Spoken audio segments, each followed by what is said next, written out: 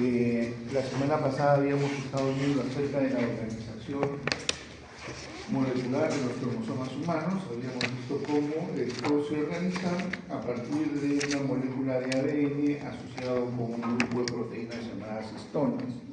Habíamos visto un poco la versión clásica de lo que normalmente es el proceso de organización clásico que se han estado realizando hasta hace los últimos 5 años, pero que ahora hay una nueva versión, una nueva forma como nos tratan de explicar mejor cómo es que se produce la organización molecular y cómo es que ocurre a nivel de interfase, ¿no? A través del modelo de los dominios de territorios, el modelo de los territorios cromosómicos, y cómo a través de la formación de los cromosomas en el momento de la metafase prácticamente entra en controversia la fibra de 30 nanómetros, que es el modelo de solenoide, y que ahora propone un modelo distinto, que es el llamado modelo de zigzag.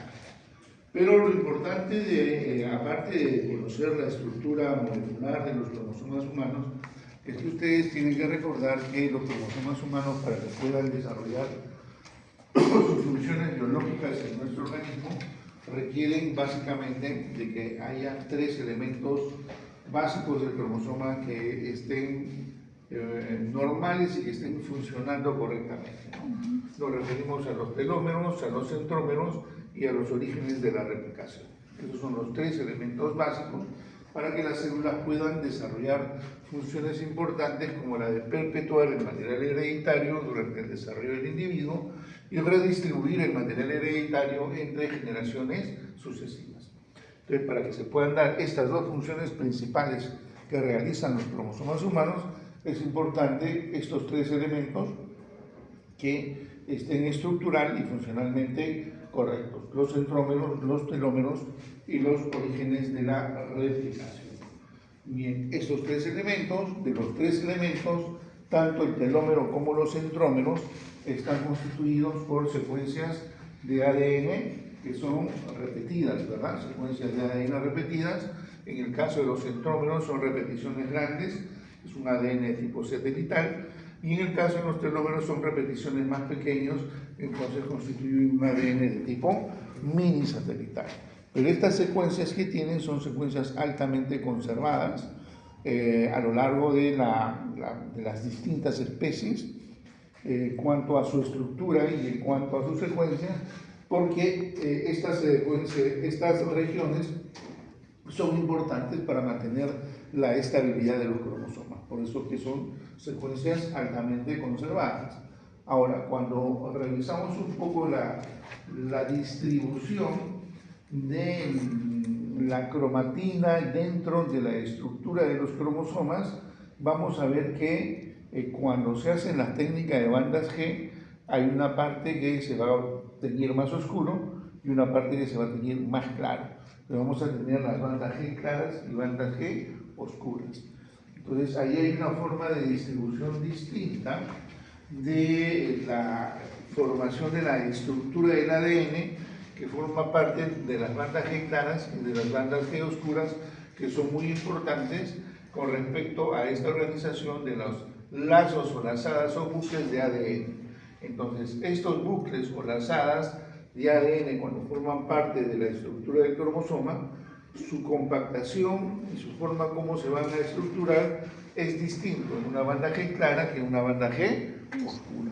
Entonces, cuando uno revisa un poco la literatura, va a observar que en estas bandas G claras la distribución de la cromatina está empaquetada en forma mucho más laxa. Si está empaquetada mucho más laxa, obviamente esto sería parte de la eucromatina o de la heterocromatina. De la eucromatina, correcto. Y si es parte de la eucromatina, obviamente los genes que estuvieran aquí en esta banda G clara estarían transcripcionalmente activos o transcripcionalmente inactivos. Estamos hablando que en la banda G clara, ¿qué pasa con la cromatina? Está empaquetada de manera mucho más laxa. Por lo tanto, serían los genes transcripcionalmente activos, ¿correcto? Eso ocurre de manera contraria en la banda G oscura. En la banda G oscura, de alguna forma, esta cromatina está mucho más compactada, ¿correcto? Está mucho más compactada, es mucho más densa, por lo tanto va a ser probablemente los genes que hay en la banda G clara transcripcionalmente inactivas, ¿correcto? Es muy importante, ¿por qué? Porque, por ejemplo, cuando uno hace un estudio cromosómico, los médicos se suelen regir por la lógica. ¿Cuál es la lógica? Si se pierde un fragmento grande de cromosomas, se pierden muchos genes y por lo tanto tendría que tener más malformaciones congénitas si es que yo tengo un paciente que pierde un pequeño fragmento de citosina. Por lo tanto, si pierde un pequeño fragmento, debe tener menos manifestaciones clínicas. Pero eso no sucede tanto así en la lógica de la citogenética. ¿Por qué eso no sucede tanto así en la lógica de la citogenética? ¿Por qué? Porque ya sabemos que si se pierde un fragmento grande, pero que abarca más la parte oscura, versus algo que se pierde más pequeño, pero de la banda G clara, obviamente va a ser distinto, porque las bandas G claras tienen que estar funcionalmente activos. Por lo tanto, ¿dónde habrá más malformaciones congénitas o más sintomatología? Si se pierde una banda G oscura grande o si se pierde una banda G clara aunque sea pequeña.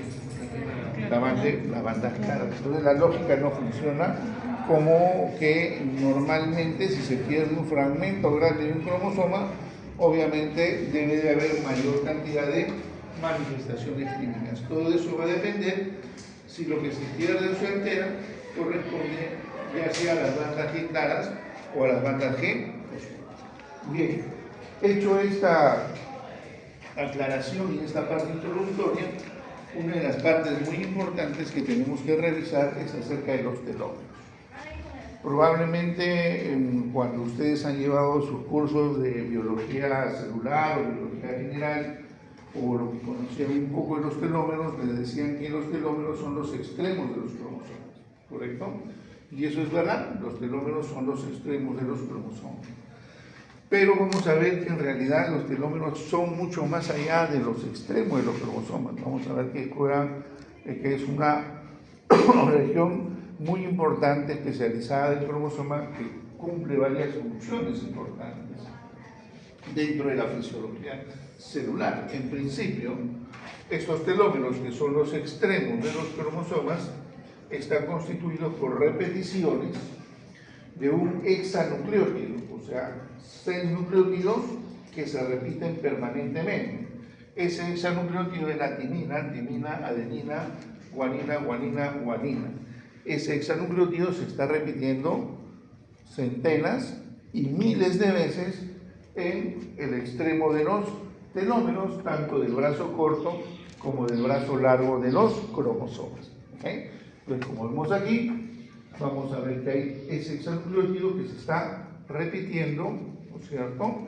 Y dependiendo del tipo de celular se van a repetir centenas de veces si requieren que su telómero no sea muy grande, o se van a repetir miles de veces si es que requieren que su telómero sea bastante grande o bastante extenso. Si vemos evolutivamente, fíjense que en los invertebrados el hexanucleótido es exactamente el mismo. Por eso que le decía que era una secuencia altamente conservada, porque son secuencias muy parecidas. Ahora, lo interesante en el extremo de los telómeros es que el ADN, que forma parte de la cadena 5'3', está mucho más larga. En cambio, la cadena que corresponde a 3'5 está mucho más corta. Eso quiere decir que el ADN en el extremo de los telómeros va a haber una parte más larga y un ADN que va a ser más corto, ¿correcto? Y eso es muy importante, ¿por qué? Porque eso va a permitir que ese fragmento largo, ¿no?, haga eso, se doble y forme una especie de un capuchón. ¿Para qué? Para proteger a los telómeros. Porque si los telómeros se dañan, entonces ahí se pierde mucho sobre la estabilidad de los cromosomas y de la viabilidad de las células. Y ustedes saben que si el ADN queda así abierto, ¿no es cierto?, queda listo para que se lo comen unas enzimas que producen nuestras células normalmente. ¿Cómo se llaman esas enzimas que destruyen el ADN o el ARN? ADN nucleasas, perfecto. Entonces tienen las nucleasas y se las destruyen. Y si se comen y destruyen en la secuencia de los telómeros, pueden dañarse la región subtelomérica, y en la parte que está muy por debajo del telómero, que es la región subtelomérica, suelen existir ya genes muy importantes para la viabilidad de la célula. Y cuando hay ese daño en los telómeros y que ocurre ya un daño importante, se activa un guardián del genoma humano. ¿Se acuerdan cuál es el gen que era el guardián del genoma humano? El P53. Entonces se activa el P53 y pone en alerta el sistema y trata de reparar todo este mecanismo, pero como no lo puede reparar, entonces dice el gen, esta célula ya está vieja. Si una célula ya está vieja, ¿a dónde la mandamos? A su casa. ¿La mandamos a dónde? A una muerte celular programada o a apoptosis. Nosotros no podemos vivir con células viejas. Podemos tener una vieja al costado, pero no convertirnos en células viejas. ¿Correcto? ¿Sí? Entonces, esas células que ya están envejecidas van a ser destruidas y mandadas a una muerte celular programada o apoptosis. ¿Correcto? Entonces, por eso es muy importante que este extremo largo haga ese capuchón. ¿Para qué? Para que lo pueda proteger de la acción de las nucleasas. ¿Correcto? Bien. Ahora, sobre los telómeros entonces se conoce un poquito más. ¿Por qué una parte de los extremos, una parte va a ser más larga y otra parte más corta? Porque en los extremos una parte es más larga y otra parte más corta. Y la parte más larga siempre es 5', 3', y la parte más corta es 3' y 5'. Eso ocurre durante ¿qué proceso? Durante el proceso de ¿qué? ¿Se acuerdan? Lo hemos estudiado en el ciclo pasado, cuando vimos 3 temas importantes: replicación, transcripción y traducción. ¿En qué momento creen ustedes de las 3 etapas es que se genera un extremo más largo y un extremo más corto? La replicación, ¿pero porque el fragmento lo hace o no? Por ahí vamos. En la replicación, ¿por qué? Porque cuando se produce la replicación del ADN, se necesitan unos primer observadores, ¿se acuerdan? Se pega, y ese primer es ADN o ARN. ARN, y al final se tiene que sacar, y cuando se sacan los extremos ya no hay forma como pegarlos, entonces uno se queda más largo y otro se queda más corto. ¿Se entiende? ¿Sí? Ya. Entonces, esta parte de la región de los telómeros va a tener por ese motivo un extremo más largo y un extremo más corto. Ahora, y eso va a ocurrir en cada replicación. La replicación forma parte del ciclo celular, ¿correcto? ¿Se acuerdan? G1, S, G2 y la mitosis. La célula se divide, hace replicación, entonces al hacer la replicación o al hacer división celular, el tamaño de los telómeros se acorta. Si esa célula se vuelve a dividir, se vuelve a cortar más. Se vuelve a dividir, se va cortando más. Entonces va a llegar a haber un número limitado de divisiones. Nuestras células no se pueden dividir indefinidamente. Tienen un número limitado de divisiones.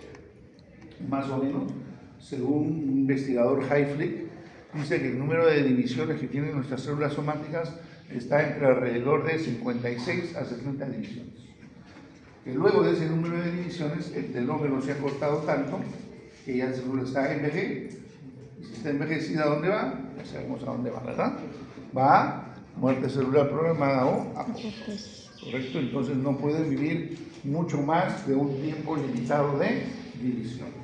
Y ese entonces el número limitado de divisiones va a estar determinado ¿por qué?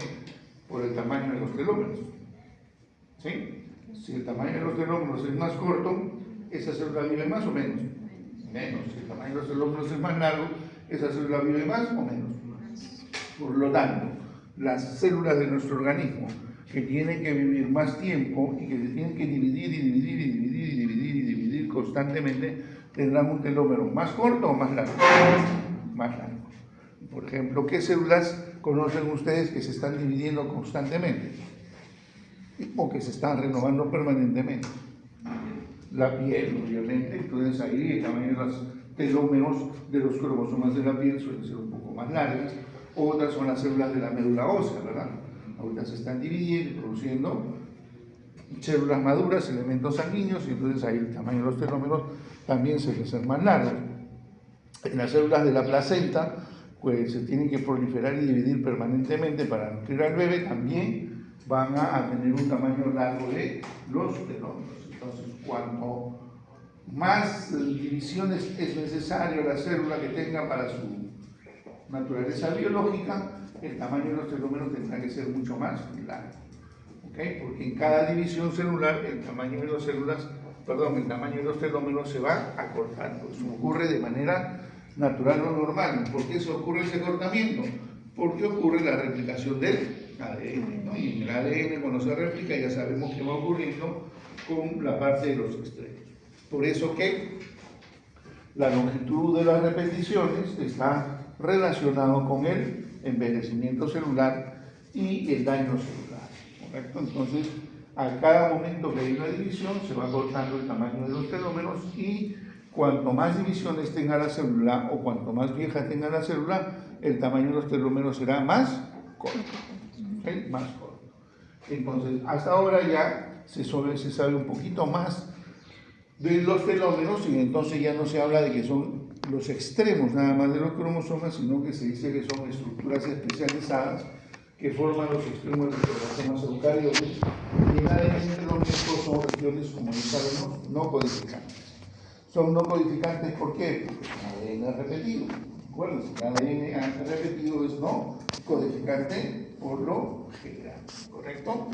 Y esas repeticiones ya sabemos que son repeticiones de este hexanucleótido: timina, timina, adenina, guanina, guanina.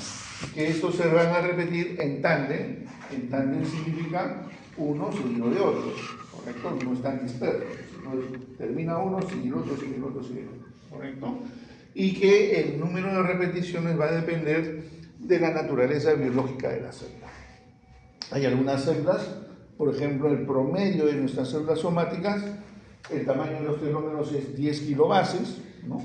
Si dividimos 10 kilobases entre 6, vamos a tener más o menos el número aproximado de repeticiones. Pero en otro tipo de células, como es el caso de las células de la placenta, o células que se tienen que replicar o dividir permanentemente, ven que el tamaño de los telómeros es el doble, 20 kilobases. Por lo tanto, tendrá el doble de repeticiones. ¿Se entiende?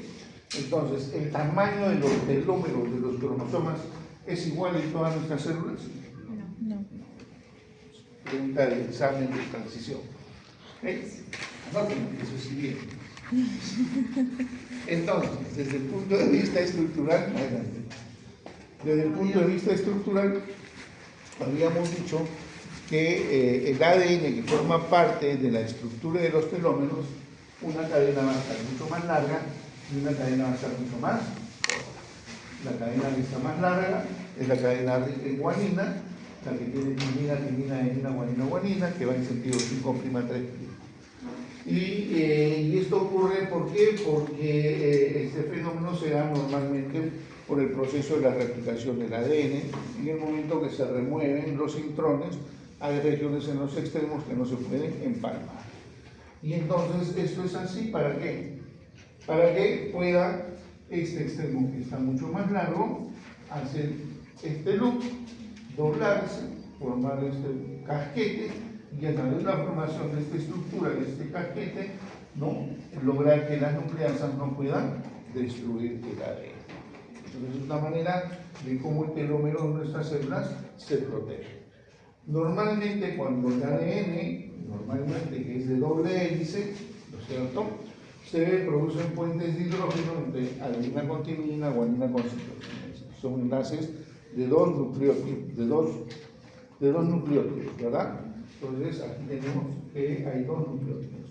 Pero en este caso, ¿cuántos nucleótidos hay? Son 3 que tienen que estar enlazados. Entonces el mecanismo de enlace que hay en los 3 ya no tiene ese nombre de puente de hidrógeno, sino que se producen uniones de tipo Hongsten. Como vemos aquí resaltado, las uniones de tipo Hongsten formando un bucle cerrado. Pero lo que van a ocurrir, esos son triples uniones en esos lugares. Y esto es lo que en algún momento para algunos biólogos moleculares forma un tipo de ADN. ¿Se acuerdan? Que hablamos del ADN de tipo H. Habían el ADN de tipo A, de tipo B, de tipo Z y el de tipo H. ¿Correcto? Entonces, ¿por qué? Como le llamaron Lasse Homstein, le puso pues, el ADN de tipo H. Y esa es la estructura que va a haber en el extremo. Entonces ya se sabe que la forma como el ADN se organiza en el extremo de los cromosomas cuando se forman los telómeros. Ahora, luego pasó un poco más de tiempo y conociendo un poco más la estructura de los telómeros, se vio que no solamente era competencia de la molécula del ADN el formar todo el loop o bucle, sino que ahí habían asociado una gran cantidad de proteínas. Y ese conjunto de proteínas que están relacionados con la formación del bucle o del capuchón en los telómeros, se conocen las proteínas, se llaman shelterinas, SHE, shelterinos, y es un conjunto de proteínas que participan en la formación del bucle, de los bucles de tipo T o los bucles de tipo D. Si ven ustedes acá en la imagen, cada una de estas bolitas son un tipo de proteínas, ¿no? Y de todas esas proteínas que son esas bolitas, ¿de qué color hay más? Naranjas y ¿qué más? Y las moradas. O sea, los TFR1 y los TRF2 que se unen a las repeticiones de los telómeros de los mamíferos para promover la formación de los bucles o de los loops. Entonces, hay un conjunto de proteínas que también participan en este mecanismo de la formación de los telómeros, del capuchón o casquete de los telómeros. Entonces acá tenemos la forma como se distribuyen algunas de estas proteínas que se conocen con el nombre de shelterinas, como el TRF1, el TRF2, el TRIP2, el RAP1, POL1, TPP1, etc. Entonces acá tenemos una forma como forman un complejo todas estas proteínas shelterinas para promover la formación de este telú o de este casquete. ¿Okay? La formación de este casquete para poder proteger cada una de ellas se va uniendo con otras formando todo un complejo. Entonces en la actualidad se sabe que estos telómeros tienen varias funciones. Una función importante es que mantienen la estabilidad cromosómica formando estructuras que evitan la fusión de los cromosomas o la actuación de mecanismos degradativos como las nucleases. ¿Correcto? Entonces, ¿qué pasa si un cromosoma se corta, se rompe? Ese cromosoma, si se rompe, deja extremos que van a ser pegajosos, ¿no? Eso se corta en los telómeros, van a haber extremos pegajosos porque son secuencias repetidas. Y si en este cromosoma también se cortan los extremos, esos extremos son pegajosos y van a ser complementarios. Entonces van a tender a unirse. ¿Okay? Y cuando se unen generan los cromosomas dicéntricos, que no son cromosomas normales, sino anormales. Entonces hay una función muy importante en los telómeros, como por ejemplo durante la mitosis. La longitud de los telómeros es uno de los parámetros que determina el número de divisiones de la célula, ¿no? Y hemos visto que cuando yo tengo una célula cuyos cromosomas tienen telómeros largos, obviamente es una célula que va a tener mayor número o capacidad de división celular que otra que la tenga más corta. Por eso que también se dice que sirven como un reloj mitótico, que permite saber cuántos número de veces se va a dividir y qué tiempo aproximadamente va a demorar la célula. Otra importancia que tiene es que durante la meiosis facilitan el reconocimiento de los cromosomas homólogos. Si ustedes recuerdan la meiosis, yo siempre les he dicho, lean bien todo lo que es mitosis y meiosis. Son dos temas que los van a perseguir siempre y permanentemente cuando quieran leer o estudiar o aprender algo. Mitosis y meiosis.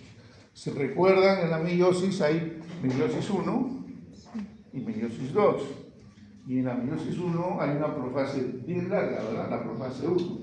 ¿Por qué la profase 1 es bien larga? Porque hay varias etapas. ¿Se acuerdan de los nombrecitos leptoteno, paquiteno, digoteno, circudeno? ¿Sí? Por lo menos los nombrecitos les suenan. Lo que ocurre en cada etapa no se acuerdan, pero por lo menos los nombrecitos les suenan. ¿Se acuerdan de ello? ¿Okay?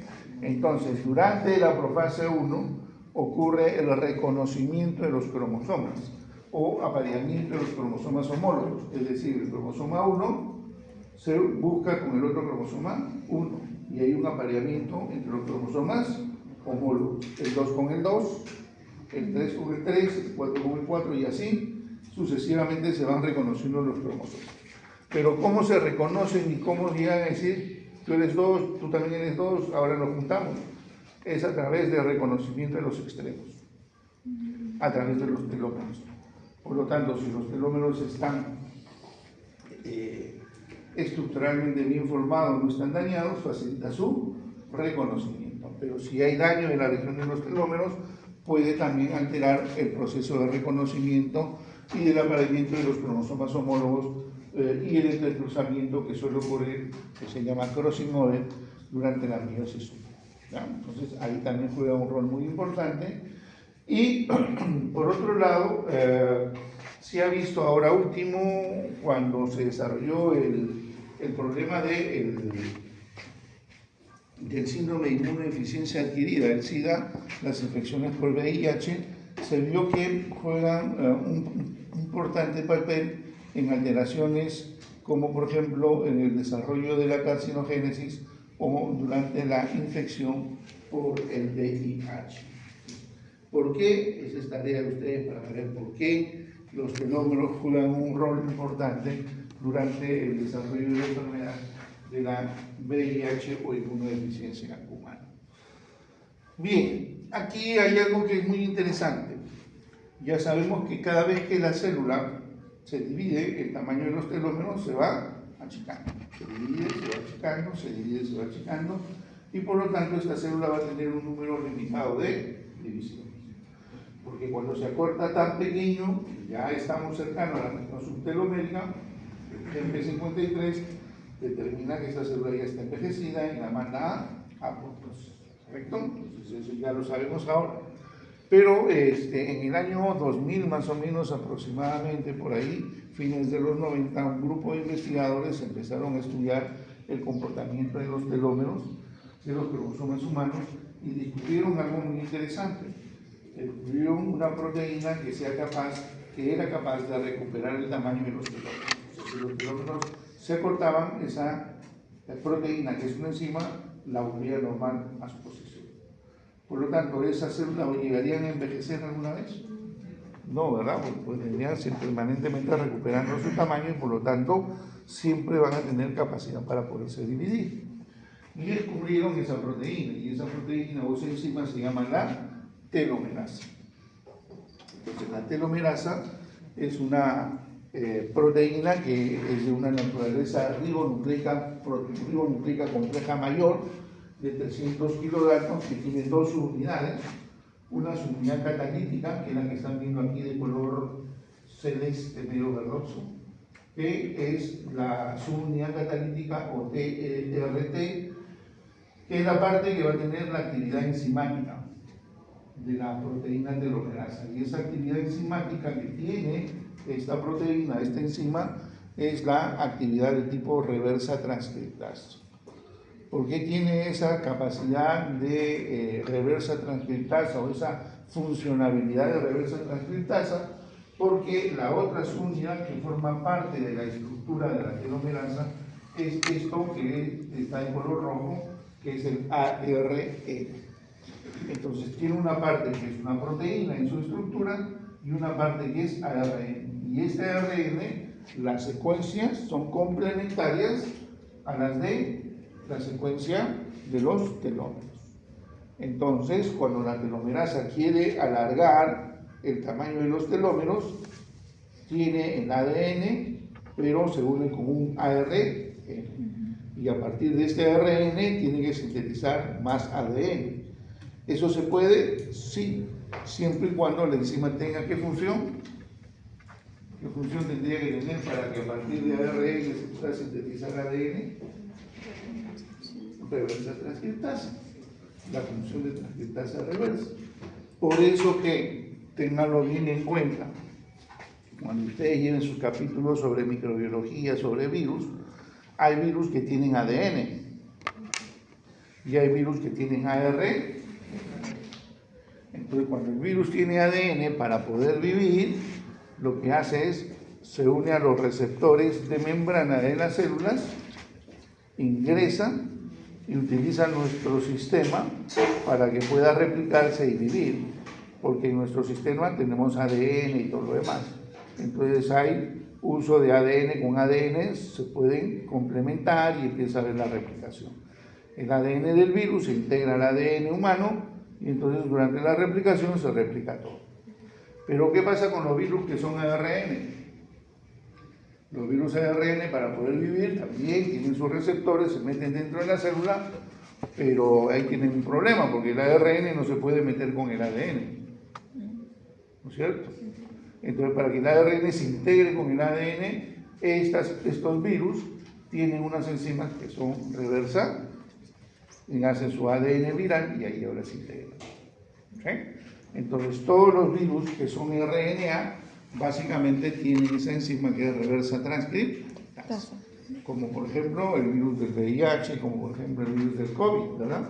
Si se acuerdan un poco del COVID, el virus del COVID era un virus RNA, que tenía la enzima reversa transcriptasa. Bueno, entonces tenemos aquí que esta telomerasa es una nucleoproteína compleja mayor que tiene dos partes, una parte de enzima, que es reversa transcriptasa, y una parte de RNA que se va a unir de manera complementaria a los hexanucleótidos de los telómeros.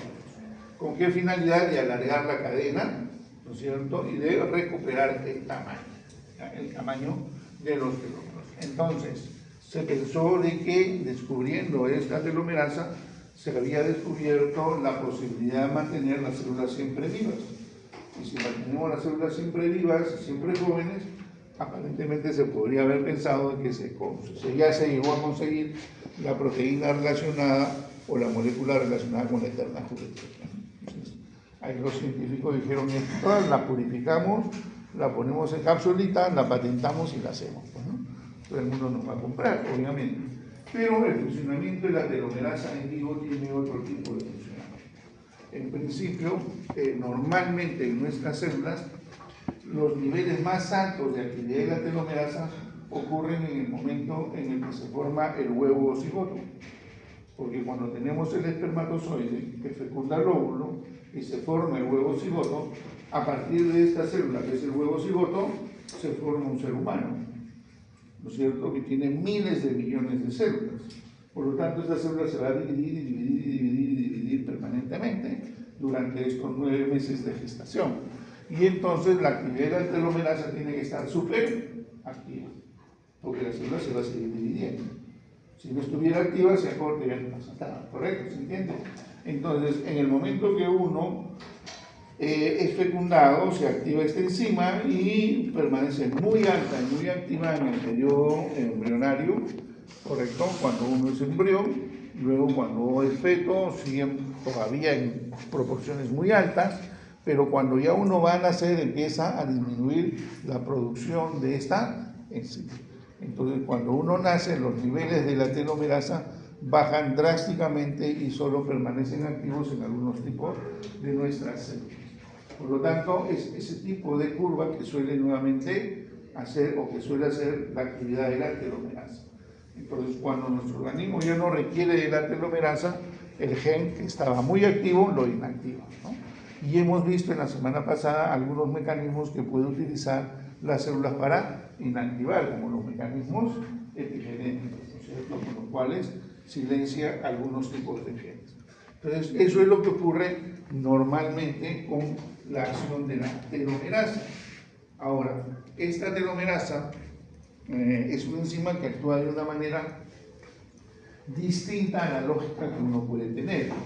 Porque si yo tengo una cadena más larga y una cadena más corta, se supone que la telomerasa tiene que alargar ¿qué cadena? La más corta, lo más lógico, pero no es así.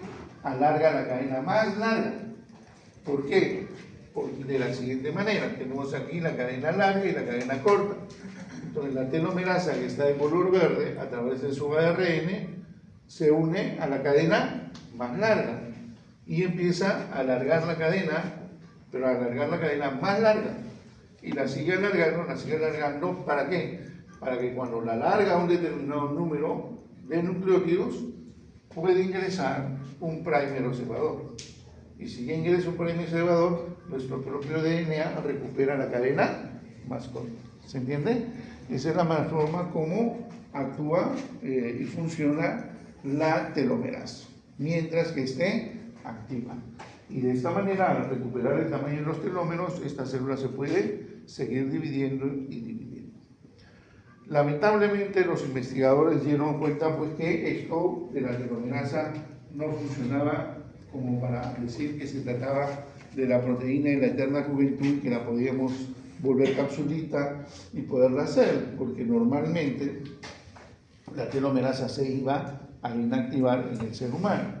Y por otro lado, que normalmente en cada división celular lo que va ocurriendo es un acortamiento de los telómeros hasta que se pueda determinar que esta célula ya está envejecida.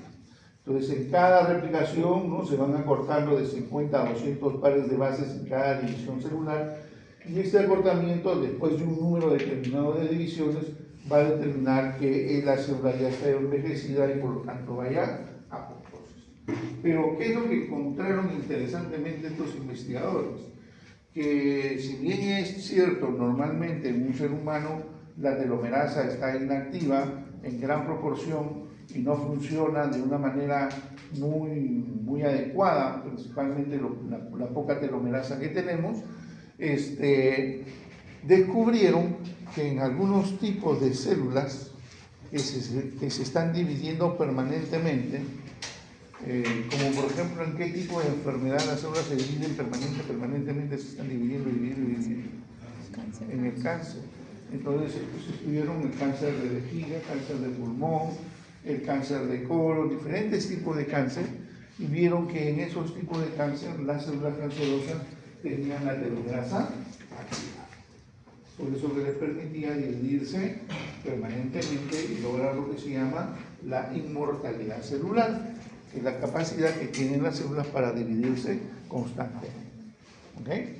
Y entonces vieron que inclusive cuanto más activa es la telomerasa, estas células neoplásicas eran más resistentes a la quimioterapia o la radioterapia, o cuanto más activa la telomerasa, el tipo de cáncer era más agresivo y tenía más capacidad para viajar a otros órganos y producir lo que se llama metástasis, ¿no es cierto?, cuando van a viajar a otros. Entonces, ¿qué es lo que ocurre normalmente? Lo normal es que va a ocurrir que cada vez que la célula se divide, el tamaño de los telómeros se va a ir acortando. Pero en el caso del cáncer, el tamaño de los telómeros se recupera. Si se recupera el tamaño de los telómeros, entonces esas células van a poderse dividir de manera permanente, ¿no es cierto? Y eso fue lo que descubrieron estos tres investigadores: Elizabeth Blackburn, Carol Greiner y Jack Szostak.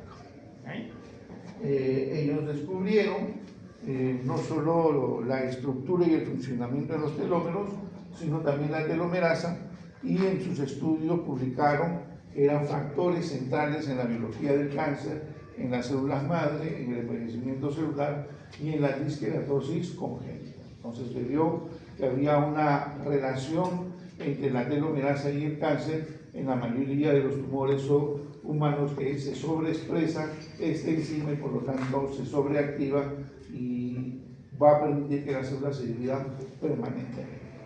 Luego ellos también demostraron que el tamaño de los telómeros iba a depender del número de las repeticiones que iba a tener nuestras células, y algunas podían tener de 250 a 1500 repeticiones. Por sus estudios en los telómeros y la telomerasa es que le otorgan el premio Nobel a los tres. En el año 2009 le dan el premio Nobel de Medicina. Quien sigue muy activa en las investigaciones sobre los telómeros y sobre todo la telomerasa, quien sigue muy activa es esta investigadora, que es Elizabeth Blackburn. Y aquí, hace unos años atrás, le hacen una entrevista. Los telómeros son las puntas de los cromosomas, y los cromosomas son miniaturas en todas las células de nuestro cuerpo que llevan la información genética. Están hechos de moléculas largas de ADN. Cada punta del ADN debe tener una pequeña tapa protectora. Esa tapa es el telómero.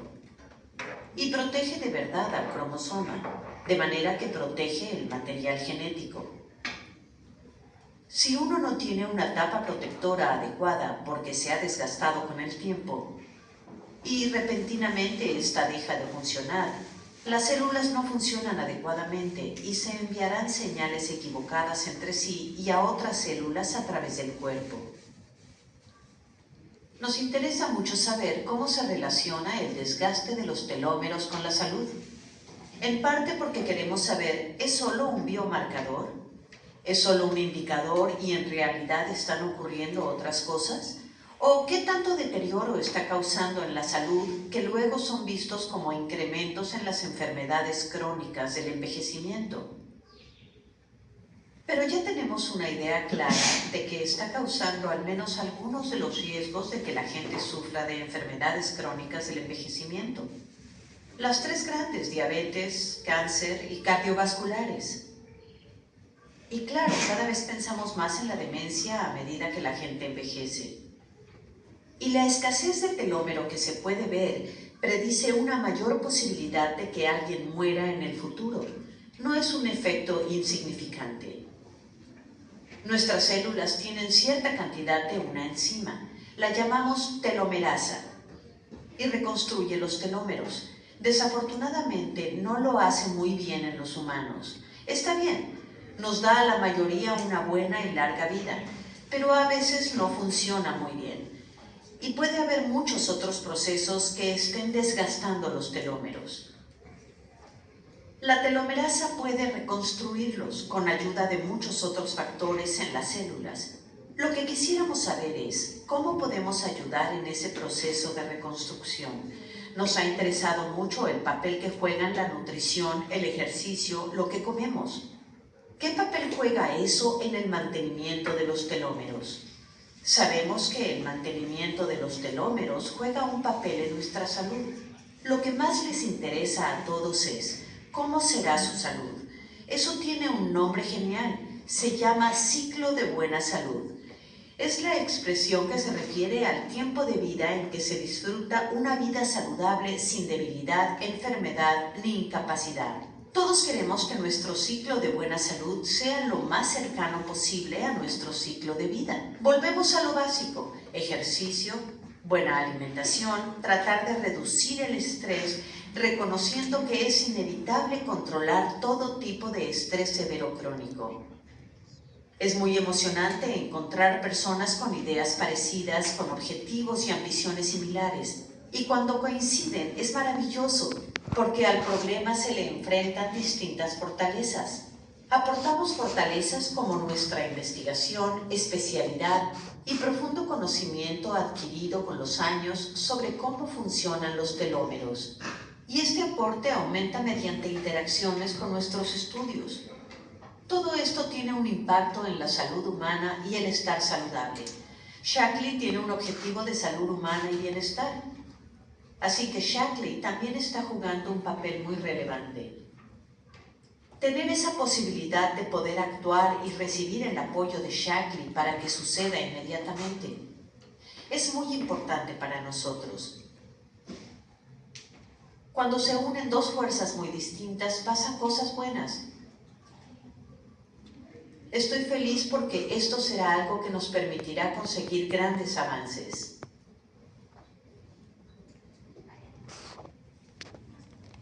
Bien.